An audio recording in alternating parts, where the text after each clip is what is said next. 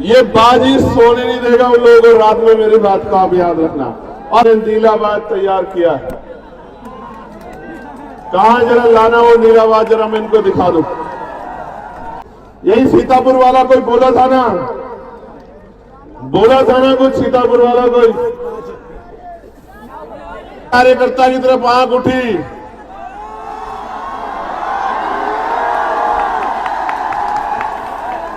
मेरे एक कार्यकर्ता की तरफ आंख उठी तो इस बार हरदोई पैदल आऊंगा, मेरी बात को याद रखना। सरकार को चैलेंज किया है कि अगर 72 घंटे में उन पे अपराधियों पे कार्रवाई नहीं हुई तो मैं पैदल ही ग्वालियर के लिए निकलूंगा और किसी कीमत पे पीछे हटने वाला नहीं हूं। क्यों लगा कि 3.5 लाख रुपए ग्राउंड के लिए हमारे भाइयों को देने पड़े, एक एक पैसा जुटा के 3.5 लाख रुपए खर्च करने पड़े, 3.5 लाख रुपए। और क्या क्या नहीं करना पड़ा और क्या क्या हो रहा है हम सब देख रहे हैं। लेकिन मैं हरदोई में खड़े होकर कह रहा हूं, अधिकारी कर्मचारी मेरी बात को भाई सुन लेना। अगर मेरे एक कार्यकर्ता की तरफ आंख उठी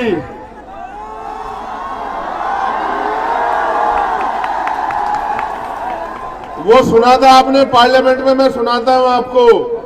मैं कहना नहीं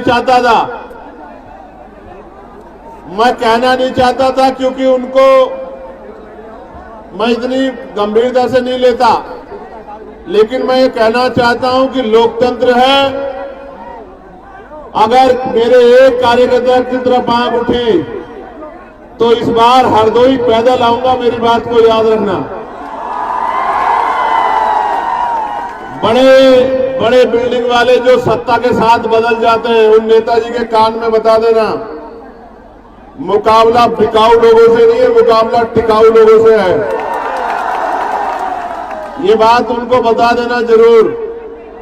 बेटे ये बस बीच वाली व्यवस्था और करा दो, 15 मिनट में खत्म करूंगा। मैं समझता हूं कि बहुत भीड़ है, ये वाली करा दो बस धन्यवाद हो जाएगा आपका। वो सामने बस, फिर ठीक हो जाएगा।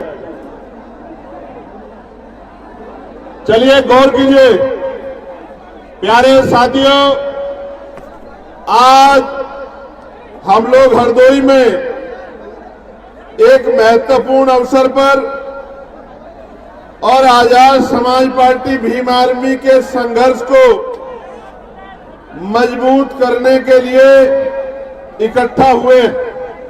और सबसे पहले मैं बात करूंगा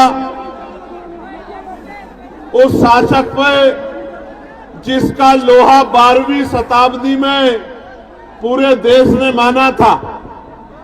बिजली जैसी तेजी से जो दुश्मन पर हमला करते थे, पलक झपकते ही स्थान बदल लिया करते थे। एक प्रहार से ही 10-10 लोगों के सर धड़ से अलग कर दिया करते थे। ऐसे महाराजा बिजली पासी को मैं नमन करता हूं। आपने आला उदल जी का नाम सुना होगा, और आला तो गाया भी जाता है, लेकिन आला उदल को हराने वाले महाराजा बिजली पासी के इतिहास को दबा दिया गया, गड्ढा में दबा दिया गया। अवध क्षेत्र में सामंतवादी ताकतों को समाप्त कर सामाजिक न्याय के संकल्प को मजबूत करने वाले, भाईचारा को बढ़ाने वाले 103 दिनों तक लगातार गांजर युद्ध में की भूमि में डटे रहे और विजय प्राप्त की, और राजा जयचंद की 5 गुना सेना को अपने पराक्रम से धूल चटा देने वाले महाराजा बिजली पासी जी को आज हम लोग नमन करते हैं उनकी जयंती के अवसर पर।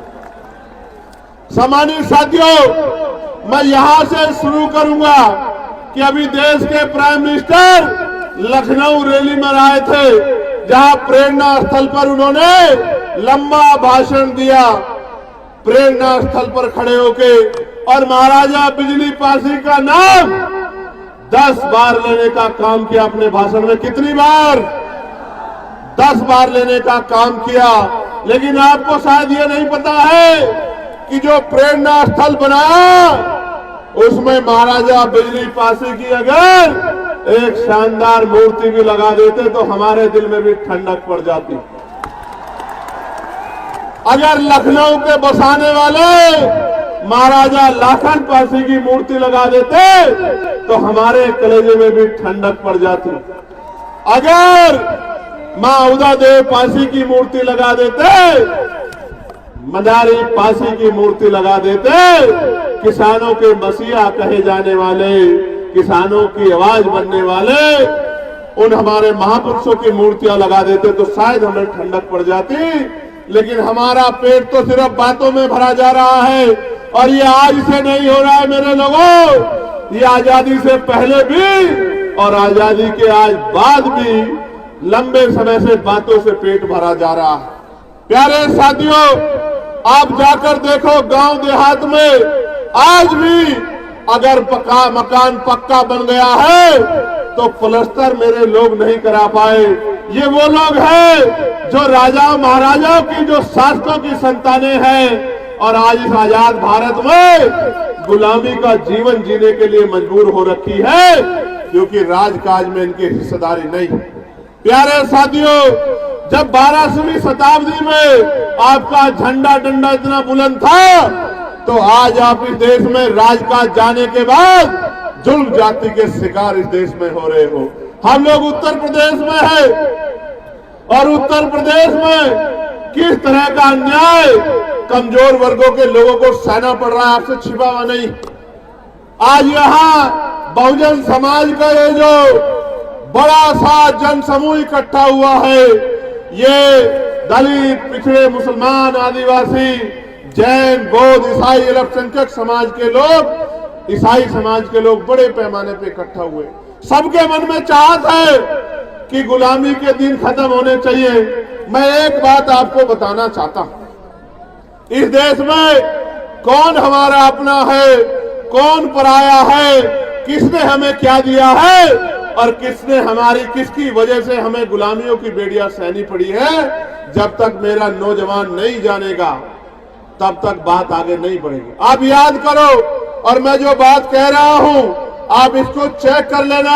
मैंने पार्लियामेंट में ये बात कही थी कि हमें जो भी अधिकार मिले हैं वो मांगने से नहीं मिले मेरे लोगों, उन अधिकारों को हमारे महापुरुषों ने अपने 4-4 बच्चों का बलिदान देके छीनने का काम किया, लड़ के लेने का काम किया। मैं इसका एक उदाहरण बताता हूं, बाकी उदाहरण आपको किताबों में पढ़ने हैं। मैं आपको याद दिला देना चाहता हूं कि जब भारत गुलाम था तो गुलाम भारत में 1919 से पहले 3% लोग वोट करते थे। कितने परसेंट लोग?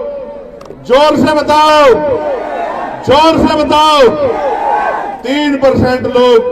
फिर माउंटेनो चेन फोर्स समिति बनी, उसने कुछ सुधार करने की बात कही, सुधार भी हुए और 3% से बढ़ के 15% लोगों को वोट देने का अधिकार मिल गया। गौर से सुनना, पहले 3% लोग वोट करते थे, फिर 15% हो गए।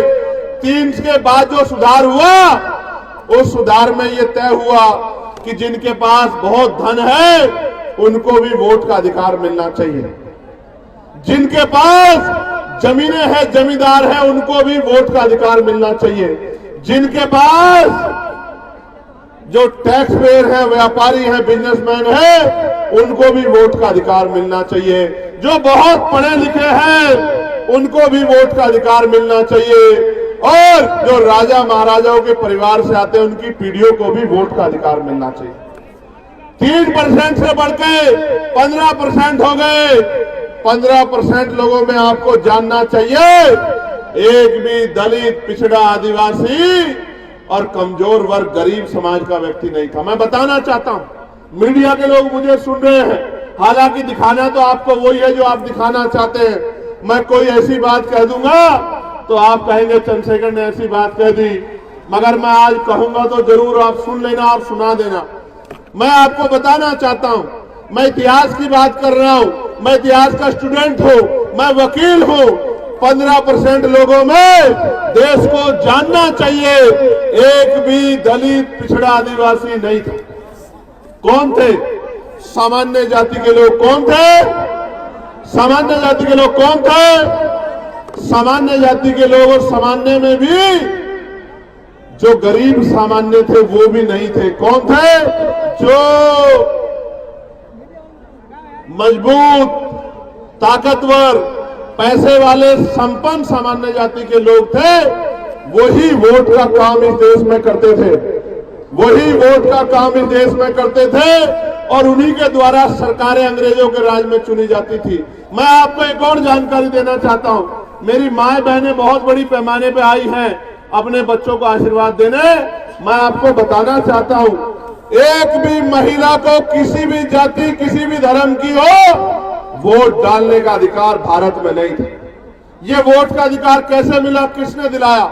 ये वोट का अधिकार 1919 के बाद बाबा साहब अंबेडकर ने बहिष्कृत हितकारिणी सभा बना के और मेमोरेंडम दिया और उस मेमोरेंडम की जांच करने साइमन कमीशन आया और साइमन कमीशन की रिपोर्ट के आधार पर गोलमेज कॉन्फ्रेंस हुआ और उस गोलमेज कॉन्फ्रेंस में बाबा साहब अंबेडकर ने आपको, मुझे और मेरे जैसे करोड़ों लोगों को वोट का अधिकार दिलाने का काम किया। देश की हर महिला को वोट का अधिकार दिलाने का काम किया।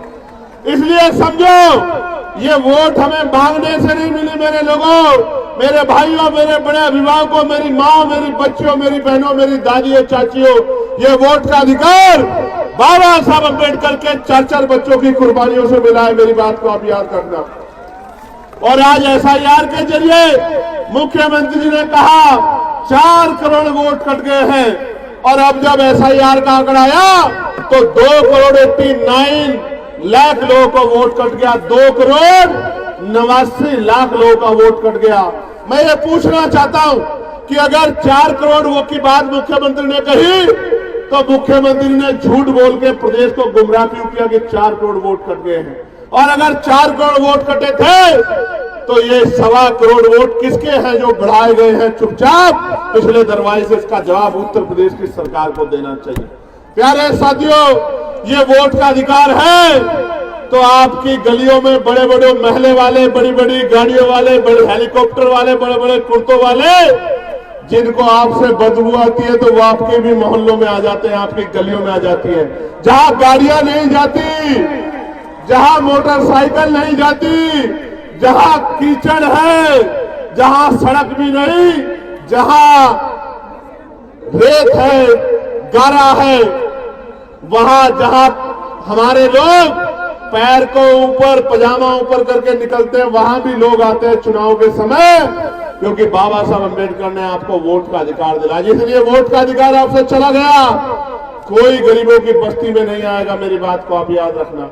अभी बांग्लादेश में दीपू दास की पीट के हत्या कर दी जला के। मीडिया के लोगों ने बड़ा हल्ला मचाया, मुझसे भी कई मीडिया के लोगों ने कहा, मैंने उस पर अपनी बात भी रखी। मेरा कलेजा छलनी होता है जब दीपू दास को वहां मारकर जलाया जाता, मेरा कलेजा छलनी होता है। लेकिन इस भारत के कोने कोने में जब हर जिले में किसी भी दीपू दास को रोज मारा जाता है तो भी मेरा कलेजा छलनी होता है। तब मीडिया का कलेजा छलनी नहीं होता, तब इन नकली नेताओं का कलेजा छलनी नहीं होता, तब भी मेरा कलेजा छलनी होता है। आप क्या जानो मेरे दर्द को? ये मीडिया के लोग, ये सरकार के लोग क्या जानेंगे मेरे दर्द को? जब राजस्थान में मटकी छूने पे इंद्र मेघवाल को मारा जाता है, जब मूछें रखने पे जितेंद्र मेघवाल को मारा जाता है, जब ओम प्रकाश रैगर फांसी लगा लेता है, जब पूरे प्रदेश में, उत्तर प्रदेश में मेरी बच्चियों को नोचा जाता है, उनके कपड़े फाड़े जाते हैं, तो मेरा कलेजा छलनी होता है। तुम्हें क्या पता मेरे दर्द का? जिस दिन चंद्रशेखर आजाद इन गरीबों की ताकत से आगे बढ़ गया, किसी गुंडे की हिम्मत नहीं होगी मेरी बच्ची की तरफ आंख उठा के देख ले। याद रखना मेरी बात को। अभी तो मौसम बदल रहा है, अभी मौसम बदल रहा है, तो ये मुझसे कहते हैं आप बोलते नहीं हो, बोलते नहीं हो। मैं तो रोज बोलता हूं। मैं जानता हूं अगर कहीं किसी में अन्याय होगा तो भीम आर्मी के लोग बोलेंगे, आजाद समाज पार्टी के लोग बोलेंगे। लेकिन मैं आपसे जानना चाहता हूं, जब आप भूखे सोते हो तो क्या किसी महल वाले को दुख होता है क्या? जब आप प्यासे सोते हो, प्यासे रहते हो, किसी बड़ी गाड़ी वाले को दर्द होता है क्या मेरे लोगों? जब आपकी जेब में पैसे नहीं होते और आपको सामान खरीदना होता है, बाजार में निकलते हो, पेट पे हाथ फेर के वापस आ जाते हो, अपने सपनों को तोड़ देते हो। क्या किसी पैसे वालों को, किसी नेता को दर्द होता है क्या? दर्द होता है तो आपके भाई भीम आर्मी के एक सिपाही को दर्द होता, आजाद समाज पार्टी के एक सिपाही को दर्द होता। कब तक इस आजाद भारत में ये मेरा शासक समाज कब तक गुलामी का जीवन जिएगा? ये फैसला हमें आज नहीं तो कल करना होगा। आप उठा के देखो, जो मेरा कलेजा पूछना चाहते थे, जो पूछना चाहते थे चंद्रशेखर क्यों कम बोलते हैं ऐसे मामलों पे, मैं उनको पूछना चाहता हूं। एनसीआरबी का डाटा कहता है कि लाखों महिलाओं के साथ रेप हत्याएं होती है। आप जाति का डिडोरा लेके घूमते हो। मैं गारंटी देके कहता हूं 90% बच्चियां SC, ST, OBC और माइनॉरिटी समाज की हैं। आप उठा के देख लो। तो तब इस मीडिया का कलेजा छलनी क्यों नहीं होता? तब इन सरकारों का कलेजा छलनी क्यों नहीं होता? जब कुर्सी में बैठ के और अपराधियों को बचाने का काम करते हो, तब आपका कलेजा छलनी क्यों नहीं होता?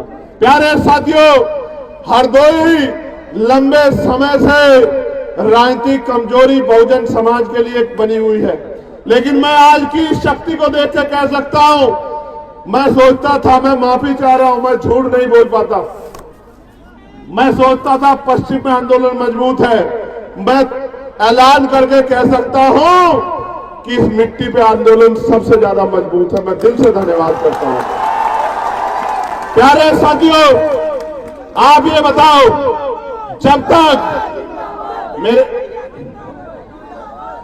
तक आपकी जेब में पैसा नहीं आएगा, गौर से सुनना मेरी बात को, जब तक मेरे भाइयों, जहां तक आवाज जा रही है, जहां जिस हालात में उसी में सुन लो, क्योंकि अगर एक दूसरे को बिठाने के चक्कर में पड़ोगे तो चीजें खराब हो जाएगी। आपको अगर सुई भी लगेगी तो मेरा कलेजा छलनी होगा। आप मेरी पीड़ा को समझो।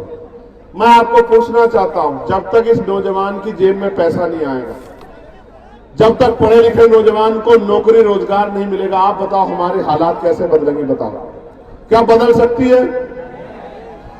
देखो, मेरी बात पे गौर करो। आजाद भारत है ना, सबको बराबर के अधिकार कहता है ना संविधान, अवसर की समता है ना। मेरी माँ यहां बैठी है, मेरी माँ हाथ उठा के बता दें, अगर जिन माओं ने हवाई जहाज का सफर किया हो, जरा एक बार हाथ उठा के मुझे दिखा दो। क्यों, क्या मेरी माँ को हवाई जहाज का सफर करने के लिए अवसर नहीं मिलना चाहिए क्या? क्यों नहीं मिल रहा? आपको पता है, ये हवाई जहाज, ये हेलीकॉप्टर, ये अमीरों के जेब का सामान है, गरीबों के जेब का नहीं। समय बदलेगा, समय बदलेगा। मेरी बात को याद रखना। जो आज तक ट्रेन के डब्बे में नहीं चढ़ी एसी वाले में, उस अपनी माँ को, बहन को हेलीकॉप्टर हवाई जहाज में बिठाने का, उसको सम्मान दिलाने का काम उनके बच्चे करेंगे। मेरी बात को आप याद रखें। लेकिन मैं पहली बार नौजवानों से कर रहा था। मैं नौजवानों से पूछना चाहता हूं, जब धीरे धीरे आरक्षण खत्म हो जाएगा, सरकारी नौकरियां खत्म हो जाएगी, तो आरक्षण स्वतः खत्म हो जाएगा, तो इस देश में जहां इतनी गैर बराबरी जाति धर्म के नाम पे, तो आप गरीबों को कुर्सी पे कौन बैठने देगा? इसलिए मैं पार्लियामेंट में बिल लेके आया कि निजी क्षेत्रों में आरक्षण व्यवस्था लागू होनी चाहिए। आप बताओ, होनी चाहिए नहीं होनी चाहिए? जोर से बताओ, होनी चाहिए नहीं होनी चाहिए? तो अगर आप मानते होनी चाहिए, तो अब आप जनवरी के बाद तैयार हो जाना। हम लोग निजी क्षेत्रों में SC, ST, OBC के लोगों को आरक्षण मिले, इसके लिए हम लोग पूरे प्रदेश में यात्रा करने का काम करेंगे। तैयार होने तैयार हो? बताओ। और सुनो, जितना बैकलॉग बाकी है उसको हम लोग भरवाने का काम करेंगे। मेरी बात को आप याद रखना। जब राजकाज बनेगा, बड़े बड़े हाईवे बनते हैं, बड़े बड़े मॉल बनते हैं, जमीन अधिग्रहण की जाती है, मैं आपको विश्वास दिला के कहना चाहता हूं, जैसे आज की सरकार ने बिहार में 1 रुपया लीज पे 100 साल के लिए 1 एकड़ जमीन और हजारों एकड़ जमीन अडानी साहब को देने का काम किया है, तो मेरे अडानी तो आप ही हो। मैं आपको विश्वास दिलाता हूं, राजकाज बनेगा, जिस गरीब पे जमीन नहीं है उसको हम लोग एक्वायर करके जमीन दिलाने का काम करेंगे। मेरी बात को आप याद रखें। यानी कि हर परिवार को रोजगार से जोड़ने का काम करेंगे। मैं तो पार्लियामेंट में आशा बहनों की वेतन वृद्धि, आंगनबाड़ी बहनों की वेतन वृद्धि, भोजन माताओं की वेतन वृद्धि, शिक्षा मित्रों की वेतन वृद्धि, अनुदेशकों की वेतन वृद्धि, पीआरडी के जवानों की वेतन वृद्धि, होमगार्ड भाइयों की वेतन वृद्धि, पंचायत सहायकों की वेतन वृद्धि, चौकीदार भाइयों की वेतन वृद्धि, सबके लिए मैं पार्लियामेंट में आवाज उठाने का काम करता हूं। और पुलिस के जो भाई हैं, इनको 8 घंटे की ड्यूटी मिले, सप्ताह में 1 दिन छुट्टी मिले, बॉर्डर स्कीम खत्म हो, वेतन विसंगतियां दूर हो, बीएड के भाइयों को जो बीएड करे भाई हैं उनको अध्यापक की नौकरी मिले, बीटीसी के भाइयों बहनों को नौकरी मिले, इसके लिए मैं पार्लियामेंट में लगातार आवाज उठाता हूं। लेकिन जब हमारी संख्या कम है, जब मैं आवाज उठाता हूं तो वो सोचते हैं इस आवाज को दबा दिया जाए। कोई अधिकारी मुझे फोन करके कहता है कि आपकी संस्था छीन लेंगे। मैं उनसे यही कहता हूं हाथ जोड़ के कि वोट का अधिकार बाबा साहब ने दिया था और वोट देके इन लोगों ने पार्लियामेंट में भेजा है। वोट देके कामयाब बनाना या कमजोर करना वो इनके हाथ में है। इनको फैसला करना है कि ये क्या चाहते हैं। आप ये बताओ, आजाद समाज पार्टी को मजबूत होना चाहिए नहीं होना चाहिए? बताओ। आजाद समाज पार्टी की ताकत बननी चाहिए नहीं बननी चाहिए? देखो आज किस तरह के दिन आ गए हैं कि मध्य प्रदेश में संविधान निर्माता बाबा साहब अम्बेडकर का पुतला जलाया जा रहा है। क्या ये तकलीफ दे है या नहीं, ये बताओ। क्या हमारे सीने में आग लगनी चाहिए नहीं लगनी चाहिए? मैंने सरकार को चैलेंज किया है कि अगर 72 घंटे में उन पे अपराधियों पे कार्रवाई नहीं हुई तो मैं पैदल ही ग्वालियर के लिए निकलूंगा और किसी कीमत पे पीछे हटने वाला नहीं हूं, क्योंकि हम अपने महापुरुषों का अपमान किसी भी कीमत पर नहीं सहेंगे। प्यारे साथियों, लड़ाई गंभीर है, समय कम है, काम ज्यादा है, नौजवानों की तरफ देश देख रहा है। एक वो लड़ाई थी जो आजादी का संघर्ष था, जो शहीद आजम सरदार भगत सिंह जी ने, पंडित चंद्रशेखर आजाद जी ने, सुखदेव जी ने, तमाम हमारे क्रांतिकारियों ने लड़ने का काम किया। और एक और तीसरी आजादी का संघर्ष, अधिकारों का संघर्ष अब भीम आर्मी आजाद समाज पार्टी के नेतृत्व में शुरू होने वाला है। मैं चाहता हूं कि ये आंदोलन कामयाब हो और 75 साल की ये जो बेबसी लाचारी संविधान के बावजूद भी है ये खत्म हो, लेकिन ये तब तक खत्म नहीं होगी जब तक आप लोग मन पक्का नहीं करोगे। बताओ, मेहनत करोगे नहीं करोगे? घर घर निकल के बूथ कमेटी बनाओगे नहीं बनाओगे? मेरी बात को घर घर तक पहुंचाओगे नहीं पहुंचाओगे? अपने संगठन को मजबूत करोगे नहीं करोगे? अपने झंडे डंडे को घर तक पहुंचाओगे नहीं पहुंचाओगे? भाईचारा बनाए बगैर हम लोग कामयाब नहीं हो सकते, इस बात को आप समझो। अगर भाईचारा नहीं बनेगा बहुजन समाज में तो लड़ाई आगे नहीं बढ़ेगी। भाईचारा बनाओगे नहीं बनाओगे? बताओ। मेरी बात पे गौर करो मेरे नौजवान साथियों। हमारी माए हमारा पेट पालने के लिए तमाम तरह के प्रयास करती है। कोई फैक्ट्री में काम करती है, कोई घर की सफाई करती है, कोई खेत में काम करती है। मेरे दिल में ये तकलीफ होती है कि जिन माओ को जो है इज्जत सम्मान की जिंदगी मिलनी चाहिए थी, उनको हम दिला नहीं पा रहे। मैं आपको विश्वास दिलाता हूं, आपके क्षेत्रों में उद्योग धंधे लगा के राजकाज बनने के बाद माओ को घर तक रोजगार दिलाने का काम किया जाएगा। इस बात का मैं आपको विश्वास दिलाता हूं। नौजवान भाइयों को रोजगार दिलाने का काम किया जाएगा। पुरानी पेंशन को बहाल कराने का काम किया जाएगा। SC ST OBC के कर्मचारियों को प्रमोशन रिजर्वेशन दिलाने का काम किया जाएगा और गरीबों के आंखों आंसू पूछने का काम किया जाएगा। लेकिन ये तभी संभव है जब आप सड़कों पे, तो मैं आपकी क्षमता को देखता हूं, मोटरसाइकिल दौड़ाते हैं खूब। मैं डरता हूं किसी को चोट ना लग जाए। कोई मां ये ना कहे कि मेरे बच्चे को चोट लग गई, मेरे भाई को चोट लगी, मुझे तकलीफ होगी। लेकिन मैं आपसे आग्रह करता हूं, बहुत समझदारी से आया जाया करो। हमारे महापुरुषों ने अपने बच्चों का बलिदान हम लोगों को इज्जत की जिंदगी दिलाने के लिए किया है। अगर आप लोग डटोगे नहीं तो बात आगे नहीं बढ़ेगी। ये जो नीला पटका पहन के ये जो नीली फौज बैठी है, जरा लाना वो बात जरा उठा के। यही सीतापुर वाला कोई बोला था ना, कुछ सीतापुर वाला कोई बोला था ना, छोड़ो छोड़ो कौन था, इस बात में मत जाओ। उनको, उन सबके लिए मैंने नीला बाग तैयार किया है। कहां जरा लाना वो नीला बाग, जरा मैं इनको दिखा दूं। मैं उनको ये बताना चाहता हूं कि ये बाबा साहब के चीते हैं, बाबा साहब के। ये महाराजा बिजली पासी के बच्चे हैं, ये महाराजा लाखन पासी की औलाद है। ये देख रहे हो नहीं देख रहे हो?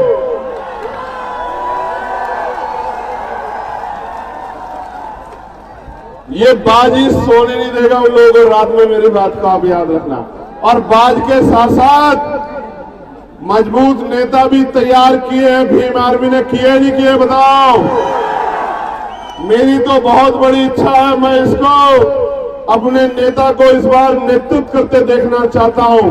मैं पार्टी में इनकी सिफारिश करूंगा कि पार्टी इनको मौका दे और मैं भी इनके चुनाव में यहाँ काम करने के लिए आऊं और हमारा शहर विधानसभा जाए। मेरी तो दिली इच्छा इस बार ये है, लेकिन ये तभी संभव होगा जब आप लोग मेहनत करोगे। करोगे नहीं करोगे? यहां से जाके काम करोगे नहीं करोगे? बूथ कमेटी बनाओगे नहीं बनाओगे? भाईचारा कमेटी बनाओगे नहीं बनाओगे? घर घर जाके मेरी बात को पहुंचाओगे नहीं पहुंचाओगे? अन्याय के खिलाफ लड़ाई लड़ोगे नहीं लड़ोगे? एक आखिरी बात आपको कहना चाहता हूं, और ये मेरी बात कहूं या नहीं बताओ? जब आप दोनों हाथ उठाओगे तभी कहूंगा, उससे पहले नहीं कहूंगा। अभी दोनों हाथ नहीं उठ रहे हैं सब लोग, उधर वालों के नहीं उठ रहे हैं, उधर वालों के। अच्छा ठीक है, उठा लिए। जो नौजवान पढ़ रहा है, पढ़ाई कर रहा है, मैं आज अपने इस भाई को विश्वास दिलाता हूं, वो पढ़ाई करे, पढ़ाई लिखाई में अपने आप को पीछे ना रखे, वो कोई काम ना करे, वो मीटिंग में ना जाए, वो बूथ कमेटी ना बनाए, कोई बात नहीं, चल जाएगा। लेकिन मैं उसको कहना चाहता हूं, उसकी माँ उसके पिता अपना पेट काट काट के उसको पढ़ाने के लिए लगा रहे हैं। मैं उससे कहना चाहता हूं मेरे नौजवान भाई से, वो खूब पढ़ाई करे, खूब बेहतर पढ़ाई करे, ज्ञान में किससे पीछे ना रहे और आने वाले कल में समाज का नेतृत्व करे। निकम्मे नेताओं की जरूरत इस कमजोर समाज को नहीं है, इस कमजोर समाज को मजबूत नेताओं की जरूरत है। और ये आज का युवा कल का नेतृत्व करता बनेगा, लोकसभा विधानसभाओं में कमजोरी की आवाज बनेगा। आज मैं वहां अकेला बोलता हूं, अगर आपने 5-4 मेरे साथ भेज दिए होते तो पूरी पार्लियामेंट में जय भीम का नारा गूंजा करता। मेरी बात का याद है।